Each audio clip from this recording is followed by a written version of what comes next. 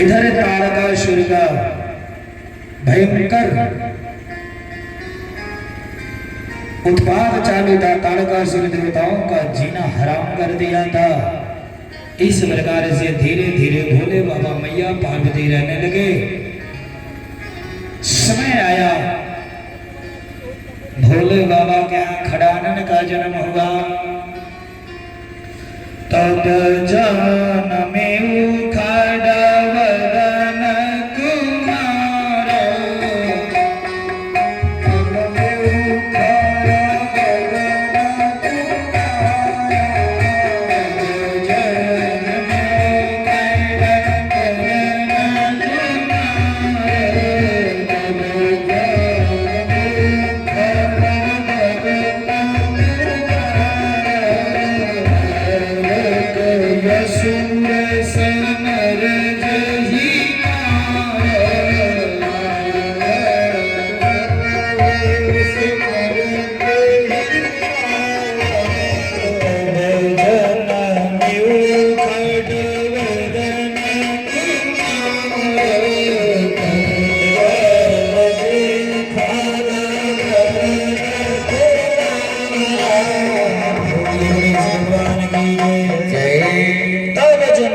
खडवदन Kumara, Tarak यसुर summer जही मारा। महाराज खडानन का जन्म हुआ, और जब खडानन का जन्म हुआ, अब खडानन के द्वारा ही तारकासुर का वध हुआ। बोलिए कृष्ण भगवान की जय। सभी देवता प्रसन्न हुए और आकाश से पुष्प गिराने लगे। पुष्पों की वृक्ष होने लगी, पुष्पों की बारिश करने लगे। बोलिए कृष्ण भगवान की जय हो। और जब देवता प्रसन्न हुए तो माई बाप आगे चल गए। ज्ञान रूपी गणेश का जन्म हुआ। बोलिए गणेश भगवान की जय। श्री कृष्ण भगवान की जय हो। शुकदेव जी ने कहा, राजन सुनो, अब मैं तुझे मनु महाराज के ज्येष्ठ पुत्र महाराज तानपाद की कथा श्रवण करा रहा हूं।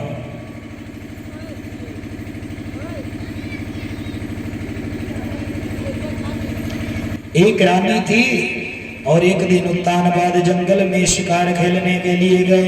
संजोग से एक युवती से इनका प्रेम हो गया, और जब प्रेम हो गया तो उसको अपने महल में लाए, विवाह कर लिए। बोलिए कृष्ण भगवान की जय। अब महाराज उत्तानपाद ने विवाह कर लिया दूसरा। पहली रानी का नाम था सुनीति, अर्थात धर्म, जो सुंदर नीति पर चलने वाली, सुंदर विचार रखने वाली, उसका नाम पड़ा सुनीति। और दूसरी जो छोटी रानी थी, उसका नाम था सुरुचि। सुरुचि अर्थात धर्म है, मायामय जीवन। मायामय जीवन ब्यामन की चलने वाली, जो अपना इच्छा करे वही करने वाली। महाराज अब राजा छोटी रानी को बहुत प्रेम करने लगे। छोटी रानी ने राजा से कहा कि बड़ी रानी को घर से निकाल दिया जाए। बड़ी रानी का पुत्र था ध्रुव। ध्रुव अर्थात सत्य, जो कभी न धर्म छोड़ने वाला, जो कभी धर्म के मार्ग को न छोड़ने वाला, अटल सत्य, उसे ध्रुव कहा गया। छोटी रानी का पुत्र था उत्तम, अर्थात मायामय जीवन। स्वतः जो अच्छा लगे वही करना, माता के समय। अब महाराज रानी के कहने पर रानी, छोटी रानी के कहने पर बड़ी रानी को राजा ने अपने महल से निकाल दिया और महल से निकाल करके बगल में ही छोटे महल में रखवा दिया।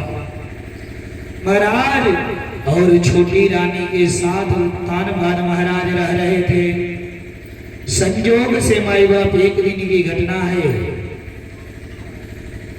राजा तानबान अपने छोटे पुत्र उत्तम को अपनी गोदी में लेकर के सिंहासन पे बैठ करके प्यार कर रहे थे, वो दुलार कर रहे थे। और उसी समय खेलता हुआ महाराज अब 5 साल का बच्चा ध्रुव, बड़ी रानी का बेटा, घूमते हुए खेलते हुए आ गया महल में। और जब महल में आया तो राजा की गोद में छोटे बच्चे को देख करके उसके मन में कौतूहलता उत्पन्न हो गई। उसको प्रेम उमड़ पड़ा कि मैं भी राजा के गोद में बैठता और राजा मुझे भी सहलाते, प्यार कर दे, दुलार कर दे। महाराज छोटा सा 5 साल का ध्रुव, घुंघराले बाल, सुंदर नेत्र वाला, मनमोहन चेहरा देख करके महाराज तानबान मोहित हो गए हैं। और दुलार बस उस लड़के को, ध्रुव को भी लेकर के गोदी में बैठा लिए। और जैसे गोदी में बैठाए महाराज, छोटी रानी आ गई महल से और छोटी रानी ने देखा राजा अरे उत्तम के साथ बड़ी रानी के लड़के को भी गोद में लिए। महाराज तुरंत हाथ से खींच करके ध्रुव को जमीन पर रख दिया, ध्रुव को जमीन पर रख दिया। अब महाराज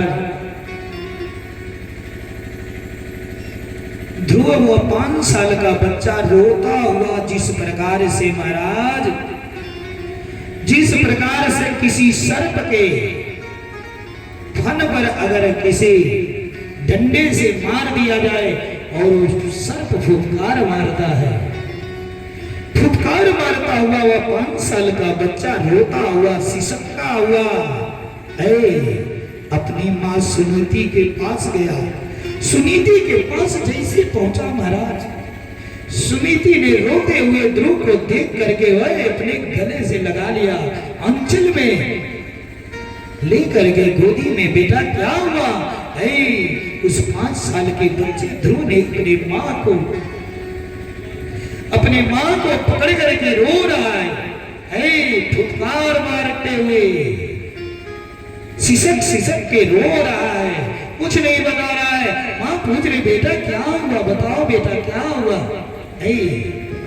वह बच्चा बोल पड़ा, मां मुझे छोटी रानी ने राजा के गोद से उतार करके कहा है कि जा करके भगवान का तपस्या कर, और जब भगवान तुझे दर्शन दे तो भगवान से निवेदन करना कि मेरे पेट से, मेरे उदर से तेरा जन्म हो, और जब मेरे उदर से जन्म होगा तब आ करके राजा की गोदी में बैठने का तुझे सौभाग्य मिलेगा। महाराज वो बच्चा रो रहा है। सुनीति माँ सुंदर नेत्र वाली है ना, सुरुचि तो सौतेली माँ है, समझा रही है बेटा, अरे अभी तेरा उम्र खेलने खाने का है, तेरा उम्र खेलने खाने का है, तुझे मान अपमान का कोई वो नहीं होना चाहिए, गम नहीं होना चाहिए बेटा। अरे माँ है ना, वो भी तो माँ ही है, छोड़। ध्रुव ने कहा नहीं माँ, मैं भगवत की प्राप्ति करके रहूंगा, मैं भगवान को पाके ही रहूंगा, और मैं वन में तप करने के लिए जा रहा हूं। महाराज सुनीति माँ ने बहुत समझाया, लेकिन ध्रुव माना नहीं। मैं अरे तीरों की घाव तो भर सकती है, लेकिन बाणी की घाव नहीं भरती हो। मुंह से निकली जबान वापस नहीं आती है। तीर से कमान से निकला हुआ तीर जिस प्रकार वापस नहीं आता, उसी प्रकार एक मुख से बोला हुआ वाणी भी वापस नहीं होता। महाराज उस बच्चे के हृदय में उस छोटी मां की बातें चुभ रही थी और वह बच्चा वन के लिए निकल गया। अब जब वन के लिए निकल गया महाराज, वन में जाने लगा बच्चा, और जब जाने लगा कुछ दूर जंगल में गया हो, तब तक इस बच्चे से मिल गए ध्रुव से नारद जी। श्रीमन नारायण नारायण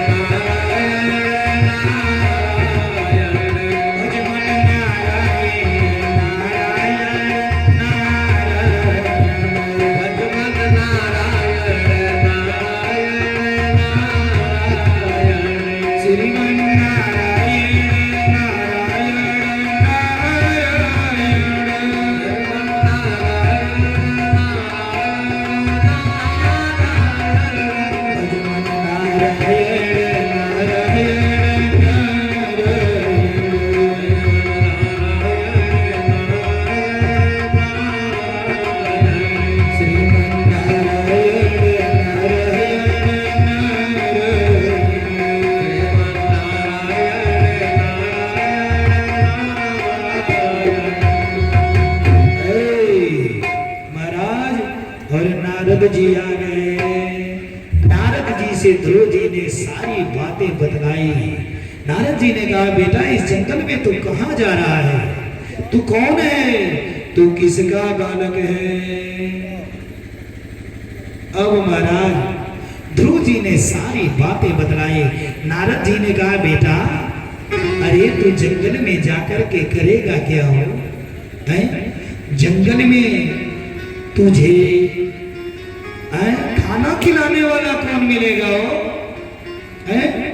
महल में तो तुम्हारी माँ तुझे खिलाती होगी गोदी में बैठा करके, लेकिन इस निर्जन वन में तुझे कौन खिलाएगा? ध्रुव जी ने बोला कि जब दांत न था तब दूध दिए,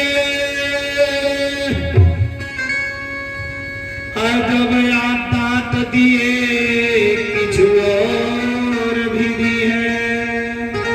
नारद जी, जब दांत नहीं था तो उस परमात्मा ने दूध दिया हो, आज जब दांत दिया है तो कुछ और भी देगा। बोलिए कृष्ण भगवान की जय, श्री बाल कृष्ण लाल की जय। महाराज नारद जी ने कहा, बेटा अरे जंगल में बब्बर शेर है, बब्बर शेर है, तुझे खा जाएगा। और जंगल में भेड़िया है, तुझे मार डालेगी। ध्रुव जी ने कहा, है नारद जी, अरे उस भेड़िए में भी तो परमात्मा है ना, उस बब्बर शेर के भीतर भी तो परमात्मा है ना। नारद जी देखे ये बच्चा अब मानने वाला नहीं है, इस बच्चे के हृदय पे आघात हुआ है माई बाप। नारद जी सोचे इस तरह से बच्चा जाकर के करेगा क्या, इसे ज्ञान नहीं है, इसे ज्ञान दे देता हूं। नारद जी ने कहा, बेटा वन में जाकर के, मधुवन में जाकर के जमुना ये स्नान करना, और जमुना का ये स्नान करने के बाद बेटा मधुवन में बैठ करके और ओम नमो भगवते वासुदेवाय इस मंत्र का जप करना। महाराज आए नारद जी के कहे हुए इस महामंत्र का जब हम लोग भी 2-4 बार करें। ओम नमो भगवते वासुदेवाय।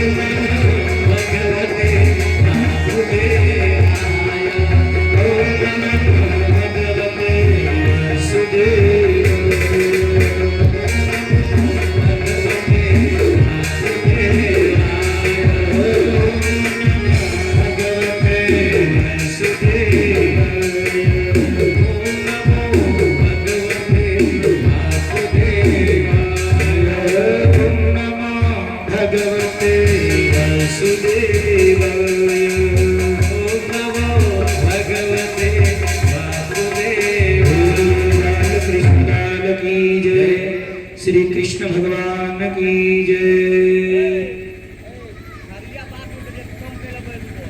जी ने बतला दिया उस बच्चे को, उस महामंत्र को, बेटा इसी मंत्र का जप करना, और इस मंत्र का जप जब करोगे तो परमात्मा तुझे दर्शन देंगे। महाराज अब नारद जी पहुंच गए और ये ध्रुव जी पहुंच गए मधुबन में, और मधुबन में जाकर के जमुना जी में स्नान किया।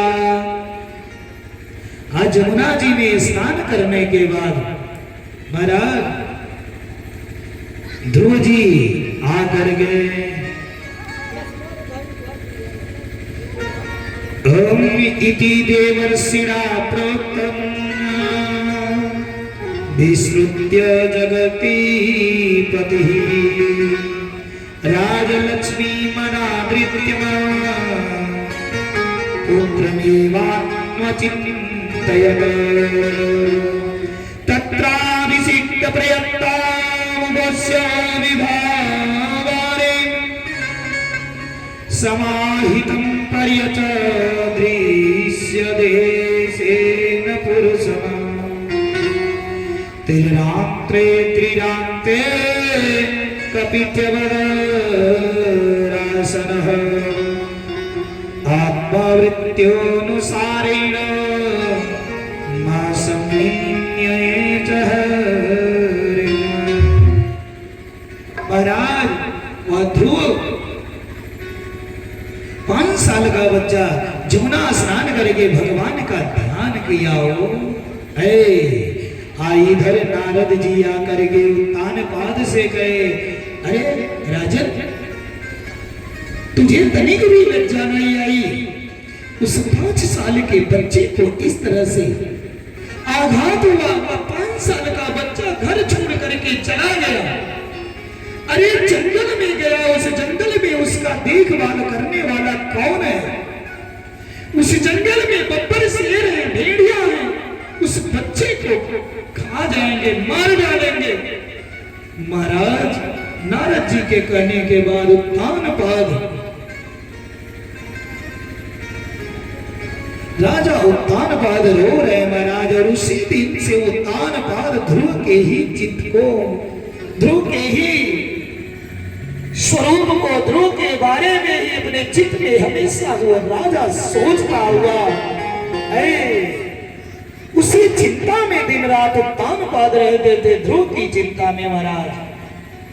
उन्हें दुनिया की कोई सुख सुविधा अच्छा नहीं लगता, केवल नित्य ध्रुव के बारे में सोचते रहते। और इधर महाराज ध्रुव जी कैथ के फल, कैथ के फल और ये बैर खा करके 1 महीना बिता दिया हो। अरे जब 1 महीना बिता दिया, लेकिन परमात्मा ने दर्शन नहीं दिया। जब भगवान का दर्शन नहीं हुआ, ध्रुव मन में सोच रहा है, लग रहा है ये बैर और कैथ में खा ले रहा हूं ना, इसलिए परमात्मा मुझे दर्शन नहीं दे रहे हैं महाराज। अब इसके बाद ध्रुव ने मन में विचार किया, द्वितीयं च तथा मासं षष्ठे भगो दिने तृणपर्णादिभिः कृतान्न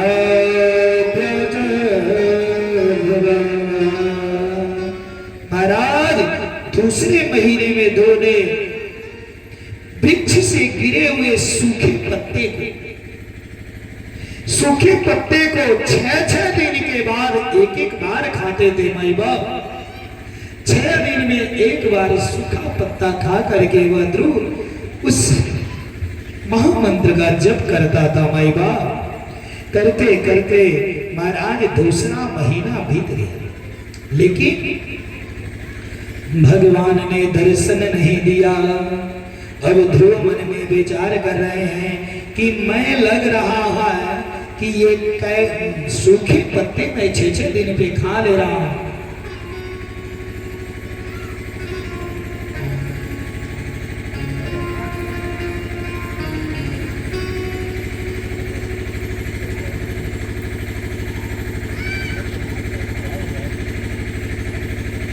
हम कथा कथनी में अब महाराज आया तीसरा महीना,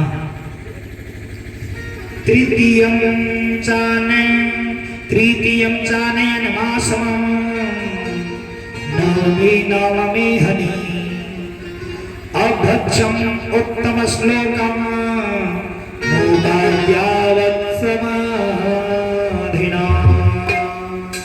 महाराज तीसरा महीना आ गया।